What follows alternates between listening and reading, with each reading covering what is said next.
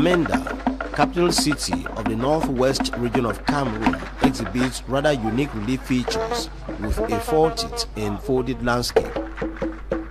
The Bamenda Falls Cap, with an average height of about 220 meters, shapes the city into what is now commonly known as upstation and downtown. The elevation is characterized by folded highlands, while the lower basin exposes cliffs and waterfalls. At the top of what geologists describe as solidified magma is Bamendankwe, one of the 7 villages constituents of the Bamenda City Council area. By virtue of its location as gateway into the region, Bamendankwe is gradually developing into a cosmopolitan harbor. Administratively, Bamendankwe covers the whole of Bamenda 1 subdivision. Bamenda is an old name. Less than 50 years ago, everybody from the northwest was referred to as a Bamenda person, and even still persists now. Bamenda comes from Bamendankwe, and the populations of Bamenda, which is not made up of only the Bamendankwe people or the other 6 villages, but more than 70% of the population here comes from all over the region and all over the nation, and even from abroad. So it is a great privilege for me to be able to serve here as a government delegate.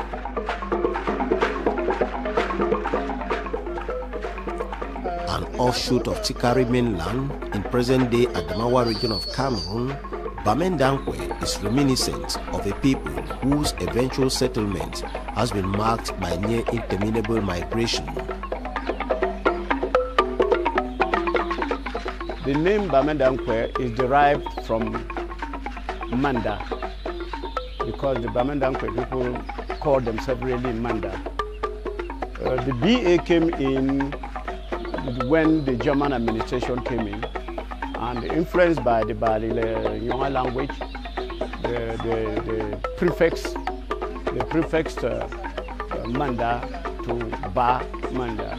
You know that Ba is a general Bantu prefix for people of.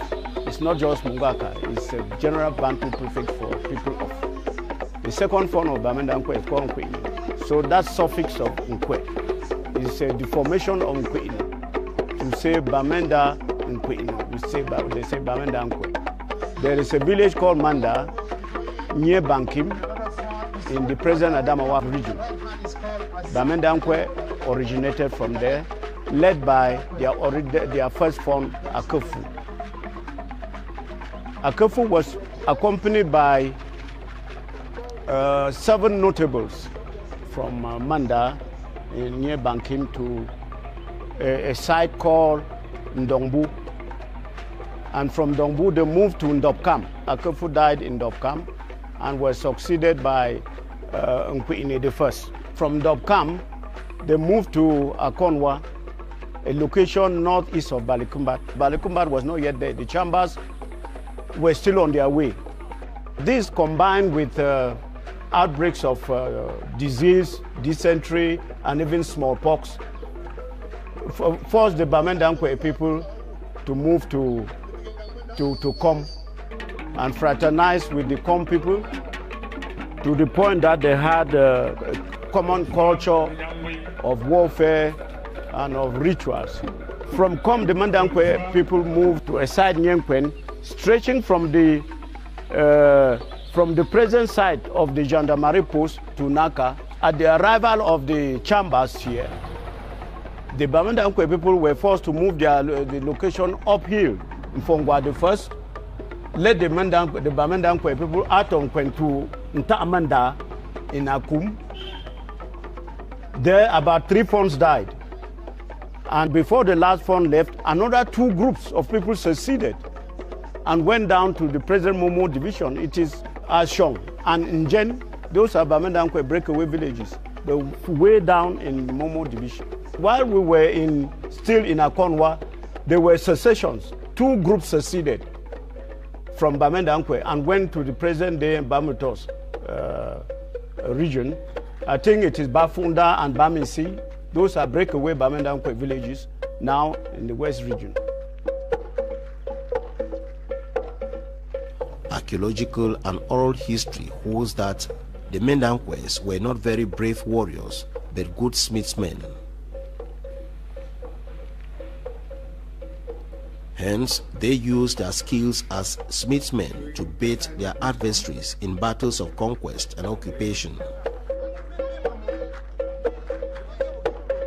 With so many secessions, Bamendankwe was not big enough to face the brunt of the Bali onslaught. You know, the Balis fought on horseback and were fierce. And only big villages like Bafut could stay. And Bafut stayed only because Mankon, they had an alliance with Mankon. So Bamendankwe, being a smaller village, was forced again to move from Kwen to Kom. This second stay in Kom was brief. We were good smiths making weapons, guns and spears for warfare, and then cutlasses and hoes for farming.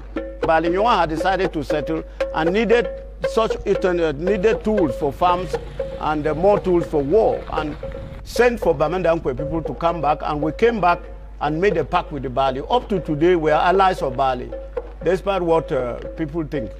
Mendankwe came with a pact in Bali. When a Bali fund dies, Mendankwe goes down there. When a Mendankwe fund dies, Bali comes up. Since the Bamendankwe people came from the Tika heartland, and fortunately Bamendankwe has preserved that culture, the Tika heartland culture, in their rituals, in their juju dancing, in their songs. Unfortunately, much of what we've lost is our language, because when we settled near Nkwen, we borrowed Nkwen language, because the language we speak today has only some old words from the old language from Bankim. But today, Bamendankwe is distinguished itself as they have the heritage of that core of the Tika culture. We have Tamukung, which is the Fon Juju. We have Mbekong. We have Mugwachu. We have Nantang. You can see Nantang is a straight com name. These gigantic trees around the present-day Bamendankwe Royal Palace are landmarks of an age-old settlement. The trees are the blazer. When we shifted from my fort up to where we are to our present site, we planted them in 1904. That's why we can now estimate the age, because we know the date when they were planted. And this one behind the palace are planted just to shade the palace from wind. We are Chikari. We originate from the northern part of Nigeria. We know that the Fons who founded the village were Nkwene and Akafu. After them, the foreign followed. And the Offenjer. After the Offenjer, we had first Ofu. After first Ofu was then first Ofonga, of which I'm now the second. My succession is patrilineal. From number 21. I was in 1989. I've done 27 years now. When I will pass away, now the last one I will pick one of the names. There will be the second, and then like that will continue. Bamendankwe today is an harmonious blend of traditional ancestral worship and modern religions. Christianity and Islam constitute the hallmarks of this community.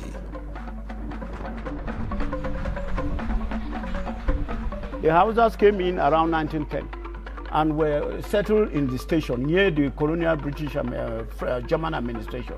But the playing of their drums was making noise on the Germans, and the Germans had the fun of to resettle the houses. So the fun of Bamendankwe resettled the houses downhill in their old site down here.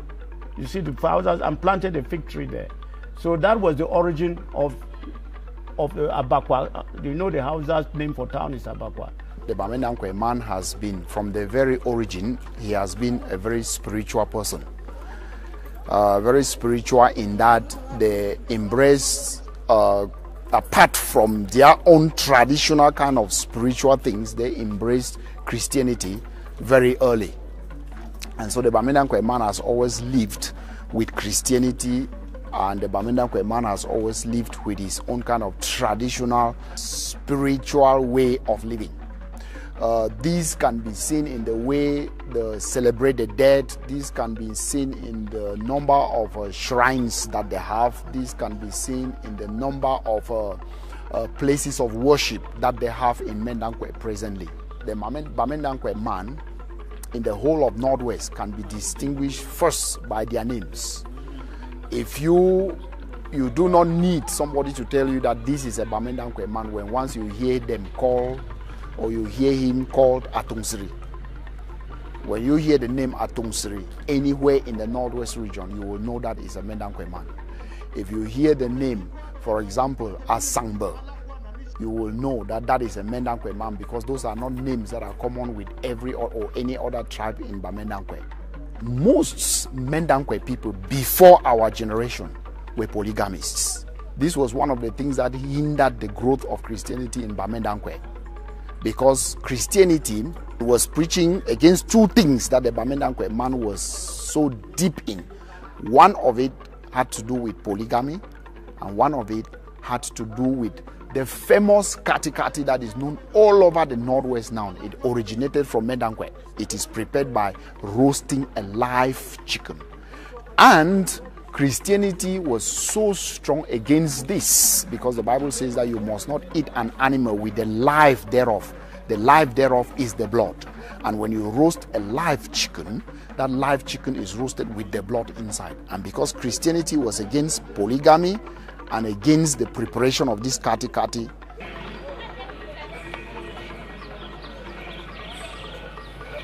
just as church buildings and mosques are symbols of what the people consider here as imported religions, shrines materialized by stones, trees and water are epitomes of ancestor worship. We still have the African religion, we still practice African religion, which we believe that our ancestors are mediating between us. So we have shrines where we pour libations, believing that they are mediating between us and God. We all normally have an end of year tradition, where the whole village, all the population come to a palace for the end of traditional year, where the main libation is done in the palace. They come with share to all of our companies. They take to various families to do their own end of year. We have two conditions in the fondom, the big one and the small one. The small one is called Inka. The big one is called Intige. Those conditions are meant for worshiping, for libation of, because where we kept, we believe where our fathers are kept. We go there every 4 days to worship them. We pour libation there every 4 days. Those days are meant for rest. So that condition is meant for women not to go too far, to stay at home and prepare their food, which is our staple food. When the phone is missing, that's when they keep the phone. And then they put in a new phone on that big country Sunday. The succession in the palace is done only on country Sundays. But in other families which are not related to the palace, they do their own on ordinary days. So we have special days to worship, to feed our shrines.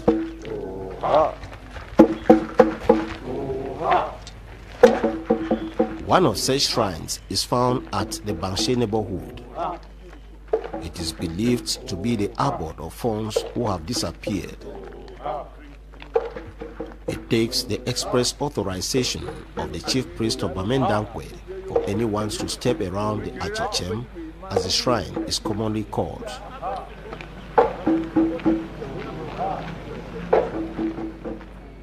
The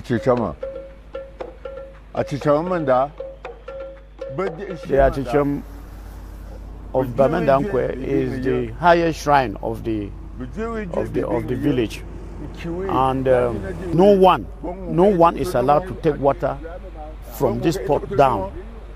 No one but the chief can drink water from this shrine, from this pot down. Any other person can drink water on top of the shrine, but not below, from this pot. The late chiefs are supposed to be resting here. And each year there is a ritual ceremony, a religious ceremony, to pay homage to the memory of departed chiefs who are resting here. This coming year, they will sacrifice a ram. But next year they will sacrifice a fowl. That's how they do. They alternate between a ram and a fowl each year. That sacrifice is made to appeal to the memory of the late chief, to appeal to them to turn back and bless the village. bless the people they left behind.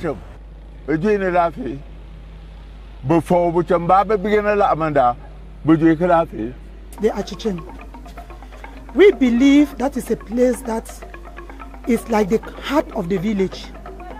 It is a grove where the people of Bamendankwe believe their ancestors live. It is not harmful.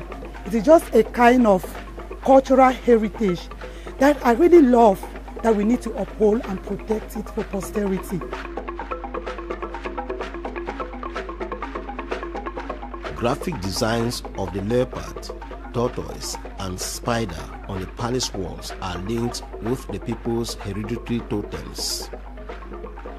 Nonetheless, it is a highly stratified traditional setup with specific titles identifying the holder from the ordinary person and other title holders. Before it's not like the house, they make the laws of the village, that's the highest court of the land. Then below me, therefore, you have the another institution, which is the ruling institution. Before it's a secret society, assisted by Tekembo, which is also a secret society. And Tekembo is mainly the princes of the children from the royal family. Elifo Bamendankwe is a kingmaker. This title is obtained just from birth. If you are the first son of the Queen Lady, is automatically a Elifo. So the role of the Elifo is to take care of the fund. The supreme authority is Kwifo. Now, but below Kwifo is the fund who carries out the administration of the village in the name of Kwifo. Now, with the advent of modern administration, it was not possible for the fund to be running errands every day, going to the station, or Kwifo for that matter, which is an institution, it's a parliament. It is not one person. And it became necessary for an institution called the Traditional Council to be set up to help the fund and Kwifo run errands, particularly between the administration and the village. And secondly, to help the fund run errands in the village itself, because the fund cannot be everywhere by himself. At the heart of the inner court of the royal palace is the umbilical cord of Bamendankwe, a common and shared heritage.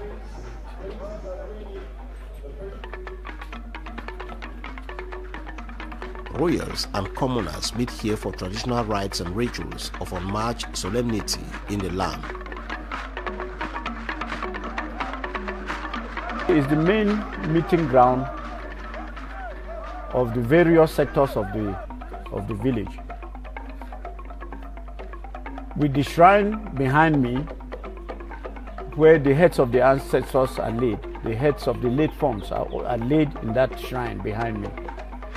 And during ceremonial occasions, particularly the annual ceremony of paying homage to the departed late forms, the whole village meets here, unfortunately to the exclusion of women.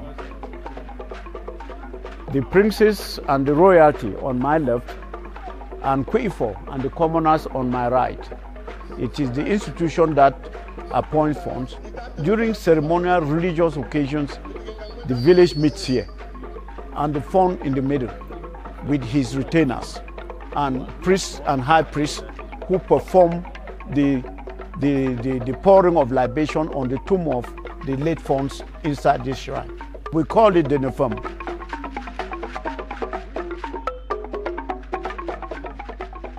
It is the bedrock of the people's civilization and adds to the vitality of elements of traditional justice, sanction, and retribution. We have an oracle stood in the palace where people swear. It's in the Kwifo house there. And let me tell you a funny story. One person, a man here in the Bamendankwe, had a problem with the wife. They came here, we asked them, I didn't say the truth, they said I said the truth. What was your line? We asked them, will they swear? They accepted and swear. Finally, they died at the same day, the same hour, they were buried the same day. Because they took the swear on the oracle telling lies. Handed down oral narratives hold that the blend of traditional and modern modes of justice and governance accounts for the moral probity the Bamendankwes are from time immemorial identified with.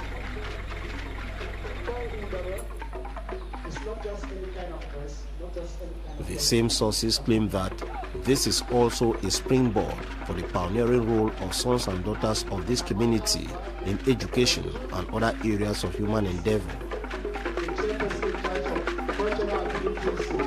The first Cameroonian Anglophone civil engineer, late Pa Tamanjong Ndumu, was from this village. The first Cameroonian to have a PhD in the University of Yaoundé under the supervision of late Professor Bernard Polon. Professor Tala Kashim Ibrahim is from this village. The first Cameroonian to beat the record of the Cameroon GCE, 25 points at the ordinary level, 25 points at the A level, was from this village, Ndumu Divine. It was reaffirmed in 1995 by late Dr. Atashiri, whose record, to the best of my knowledge, still stays unbeatable. We have the Java coffee. It was first tested here before propagated to other farms. We also have the largest man-made forest of eucalyptus that's found in our village here. And the seedlings were done down station there. You might have seen the forest there. And today we have that propagated in the whole of the Northwest region. It is not in our generation, it is not when I am president of Ellis that there will be a gap between the next generation and myself.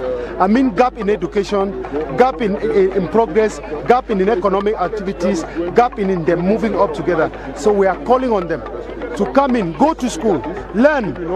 Be those Bamendankwe children that used to have 25 points in GCE. Be those Bamendankwe children who used to pass back and let the generation continue. But if we end on my head as the president of Ellis, therefore I've hated this generation, they have to grow.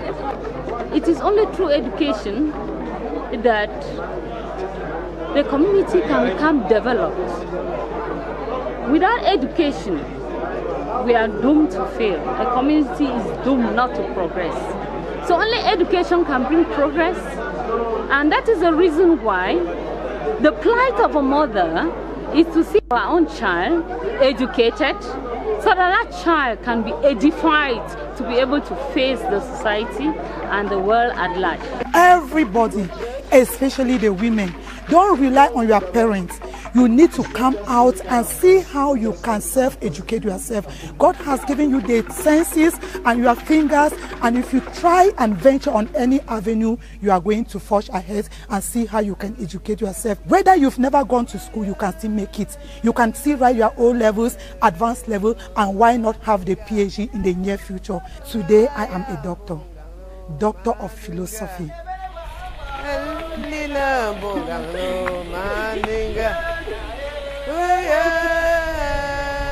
Though within the tenets of the people's tradition, the role of the woman is quite pivotal from generation to generation.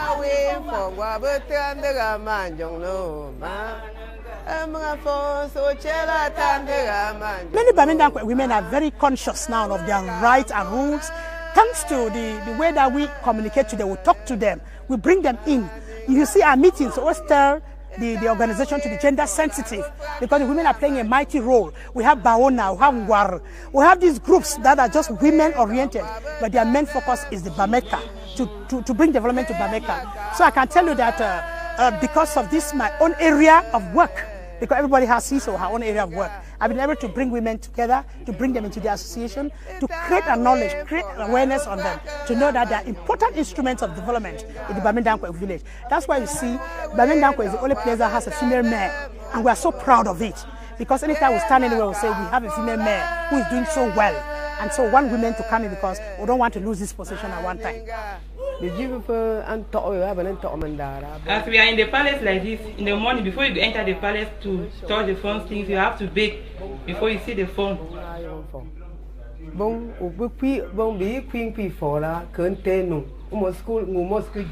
the afternoon, when we come back, there must be somebody to take care of the phone, even in the evening. Nobody goes out when the phone is alone.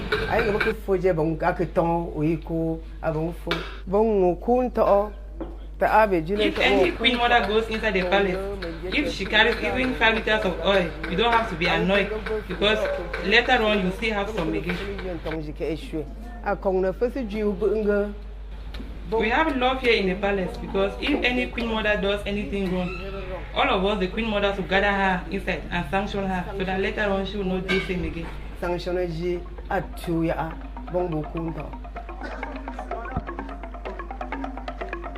Meanwhile, the fascinating German fort at the hilltop incarnates the early contact of the Bamendankwes with the outside world.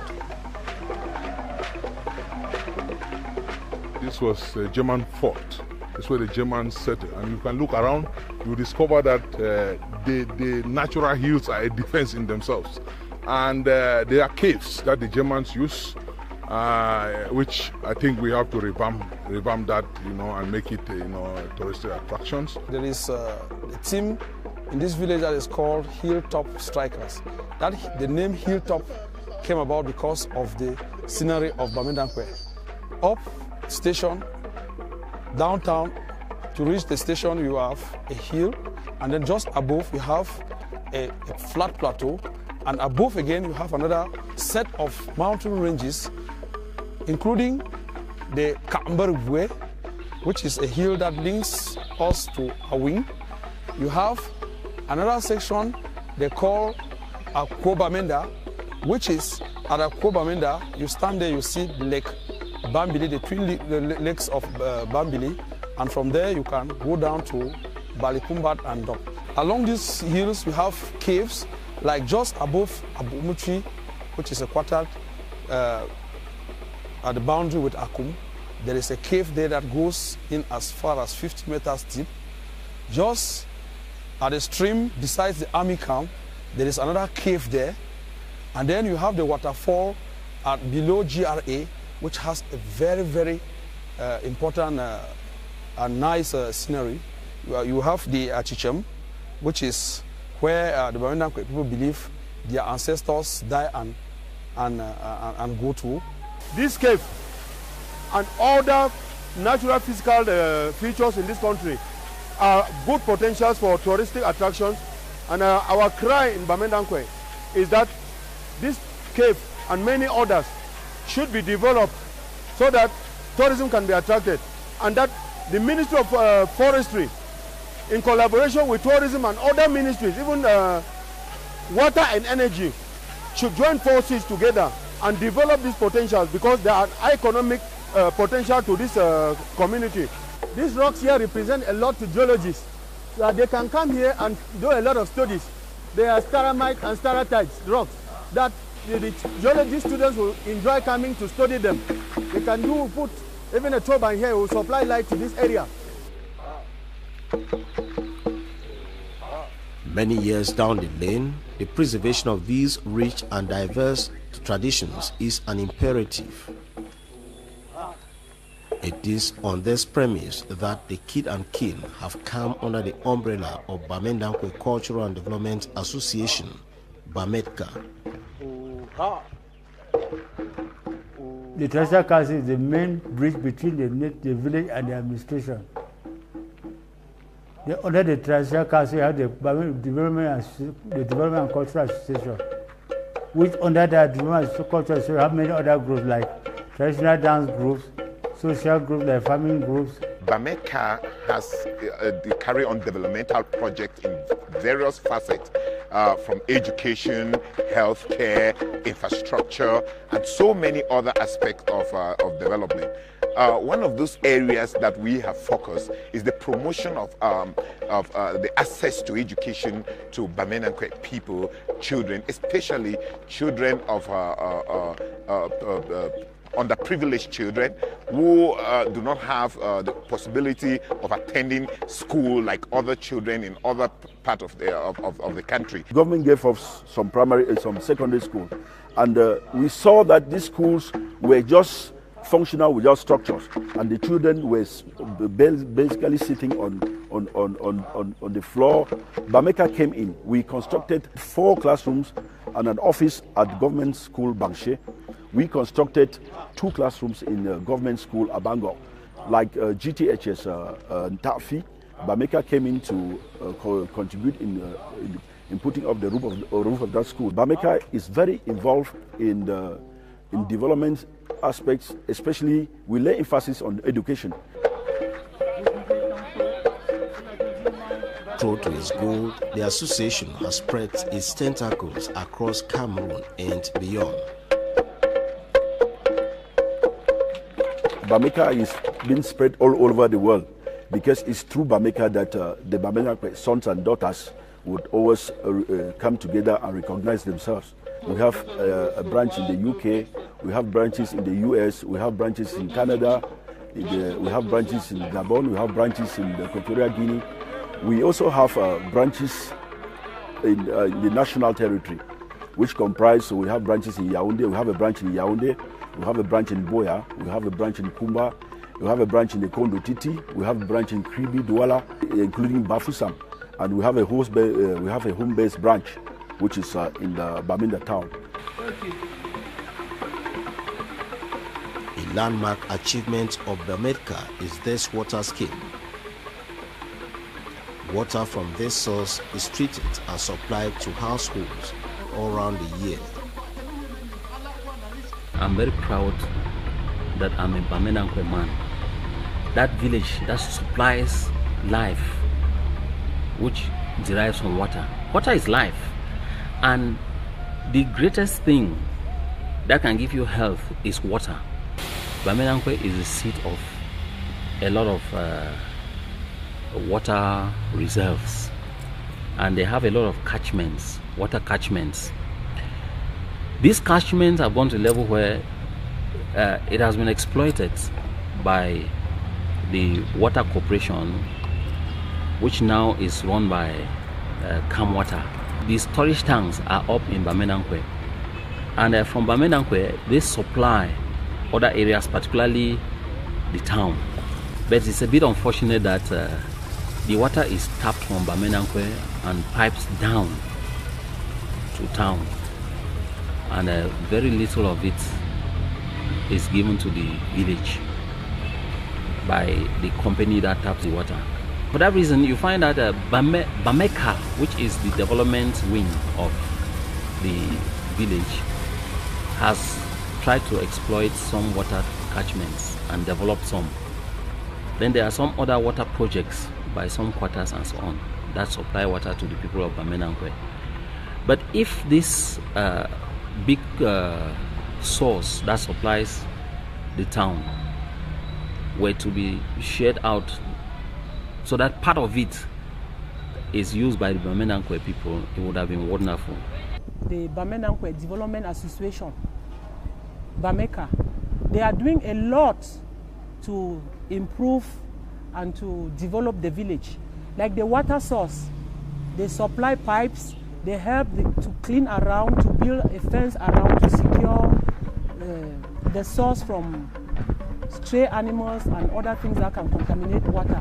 And we, the Queens of Bamendankwe, are very proud of the Bamendankwe Cultural Association. Bamendankwe sons and daughters in the diaspora are glued to their roots, though millions of miles away from home.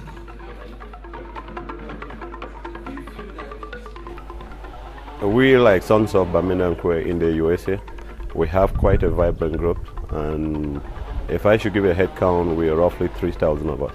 Annually, we take our sons and daughters from all the 50 states of the United States, and we bring them together and we expose whatever we have. The most of which is most pronounced is the cultural Mgalum dance. Whatever we do in Boya, we concentrate on development and culture. That is, we promote our culture down there in Boya, and we also tell our people the importance of development, because when you develop, when you are developing Boya, you are developing not only the Bamendankwe people in Boya, you are developing the southwest region, and you are developing Cameroon as a whole. You know that there are children here in Yaoundé that they have never gone back to the village. So through that gathering, we always teach them our culture and teach them how to speak the language. We raise money and send it back home to see how our village development can boost ahead.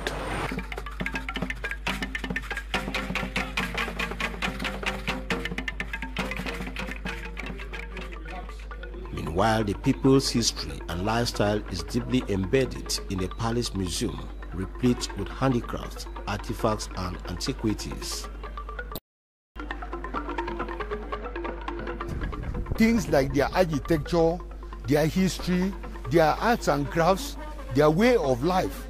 You have all artifacts which had been carried from place to place during the migratory history of the Bamendankwe people. Something like first the royal gun. That gun, which is about some 300 or more years, that gun was constructed and was manufactured, and it was being used in those days for hunting of powerful animals like the buffalo, the lion, the elephant, and sometimes to frighten enemies during wartime. We had carvers, and these masks which were carved in those days depicted something, the life of the people, like they were human beings, animals, reptiles, and so on. They were carved to represent nature. We had weavers who weaved a lot of things like bags and so on. We have the country, the traditional kenjao, or what was used in transporting food by women from the farm. We had their umbrellas. The umbrellas are there if any tourists who want to see the umbrellas, the ones that the women can use during when they are actively bent down during farming. Then we also have the oldest mask of the village, Mabubukam, and it is used in celebrating the passing of the phone, and it is also used once in a while during the death ceremony of the noble. You have things like the calling drum. That drum was being used to send messages around the village. That was a method for us sending messages around the village. The thrones were not carved to be ordinary stools. Most of the thrones, they are either carved to show human beings carrying the phone or to show the animals carrying the phone. Anybody in the village cannot sit on that type of stool, which they carve with human beings supporting the seat area of the chair. You actually see that the Bamendankwe people reflect their lifestyle, their gastronomy. You have the bowl which is used in pounding achu, because achu is their staple meal with the black soup. In the museum here, we have artifacts which date back to the 12th century, when this village broke off from the Mentika group, and the young generation is actually taking off from their parents to preserve this culture of the Bamendankwe man. A visit to the royal throne and the museum by natives is believed to reinforce the fraternal bond. My phone, and I would like to get some blessings from him. A typical Bamendankwe guy is so proud to come up here to see the culture and to see what has changed since we left. I grew up here. Annually we come over here. At the sun we do some traditional dances, and we go around, we play with kids, and we respect some of these guys over here. We call them the princesses and the princesses. Going through the museum, I learned a lot of things. Some of the traditional things, we used to look at them and we don't pay attention to the history behind them. By just looking at them and getting some history behind them, it makes you feel like you are of the past and you are of the present. Something is happening that you need to keep coming in for. Periodic socio-cultural gatherings provide a forum for the inculcation of Bamendankwe values to the younger generation.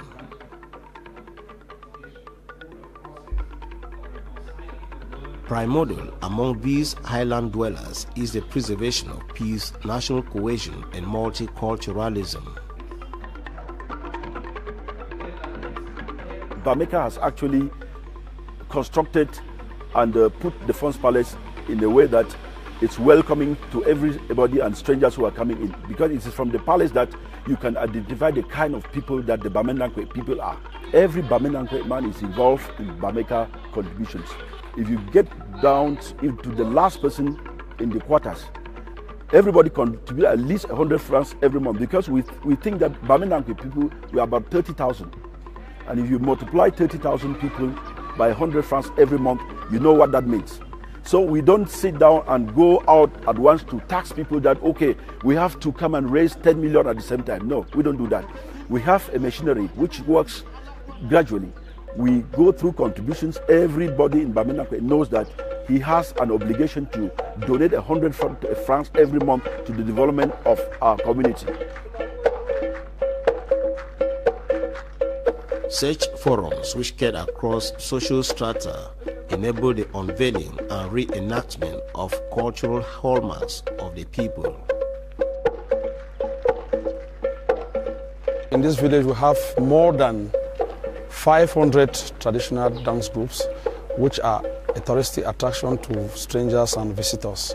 You have amongst them traditional dance groups that are not authorized to be watched by everybody, and those that are authorized to be watched by the population. You have purely ritual dances, buka, which comes out only once a year, and for a long time now it has not come out.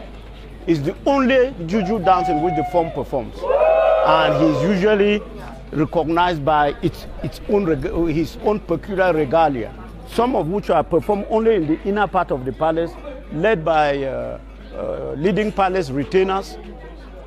The rest of us only watch them perform those dances. Those are ritual dances. Then you have the ordinary juju dancing, which anybody can have. Especially the main notables, each of them have their jujus, and each of those jujus are given by Kwifo. You cannot have a juju when Kwifo has not authorized you. And Kwifo, in authorized you, makes that juju to undergo a certain ritual in Kwifo house. Other groups like the group, traditional dance group, which are more than 80 in the village, both male and female. You have Jangi groups, which are all social groups under the Cultural Development Association.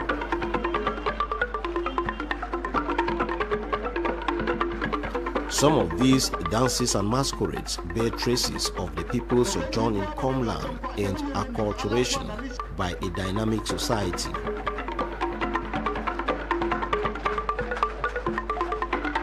We borrow Mbanum from the Banyang people.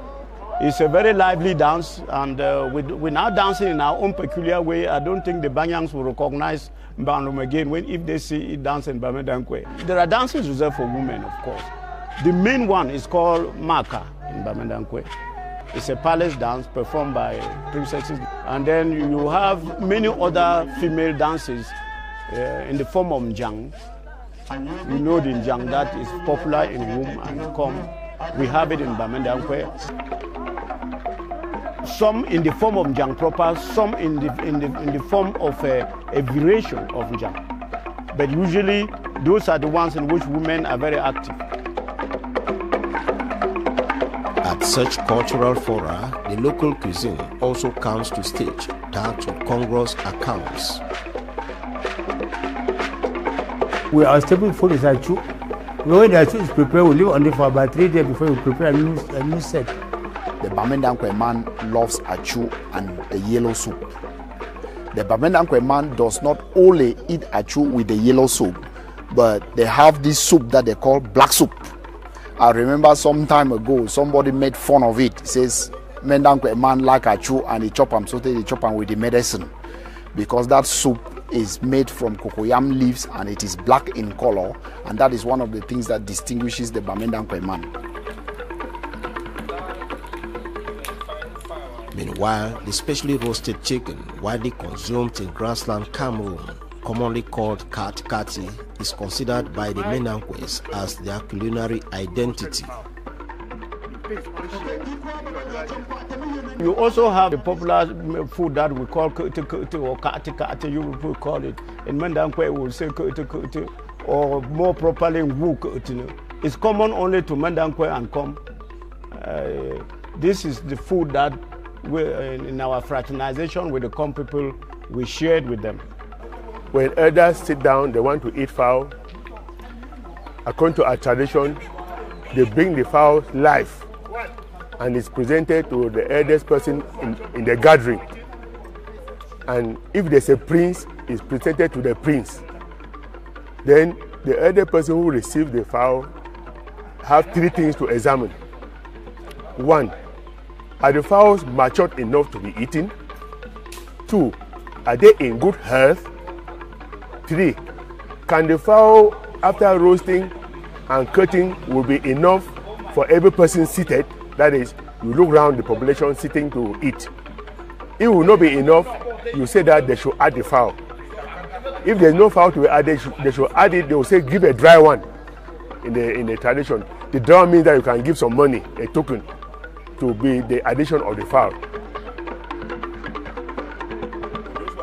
Beyond just a cherished meal, Kati Kati has its peculiarities, do's and don'ts in this land.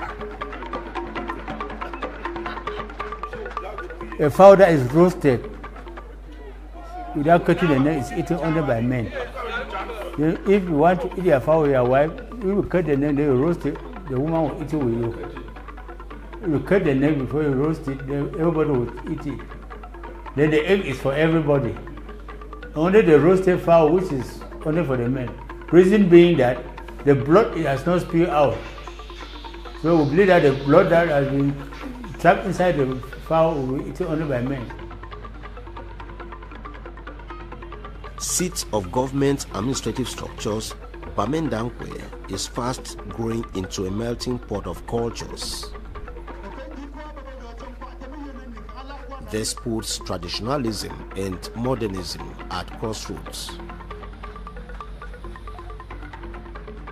You can sleep in Bamendankwe, you close your eyes and get up without any fear, because Bamendankwe is a home of hospitality. When the president came to Bamenda, the first place that he came was in Bamendankwe, because when you are in station, you should know that you are in Bamendankwe. Bamendankwe is the host of the administration. Bamendankwe is the gateway to the northwest region. You don't know who is a Bamendankwe man, and you don't know who is a foreigner. This is why we are very proud, because this has also helped in promoting the development of Bamendankwe, because we learn from many cultures. The Bamendankwe culture itself, and those who bring their own cultures, we exchange the ideas that are coming from outside, and this has actually helped us to know how to live together with our brothers who are coming from elsewhere. These are people who like visitors, and they develop a habit of bringing all people from other traditions together. What a friend of mine call it cross-pollination. That is, they are capable of accepting and learning the differences from each other to develop their society. Captivating and enticing scenery, auspicious cultural values, harbor of a dynamic people, Bamendankwe is yet to expose the utmost of its charm. We have a river, you just cross it before reaching our palace. They call it Drinking Yambo. That's a river you could not cross with any witchcraft or grigri, as you call it, to come here. Our village is known to be free of witchcraft. We don't have stories of that, because when you come with any power, it was neutralized like that. That's what it's been told. That was told. So that's a touristic attraction, and there's a big history behind that.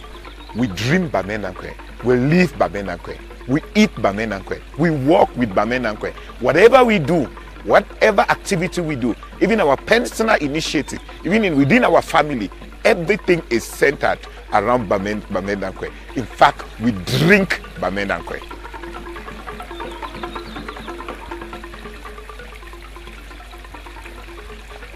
The threefold plateau, home of Tikari descendants, keeps expanding over the years. Abakwa is the nucleus of what you call the Bamenda Open town now.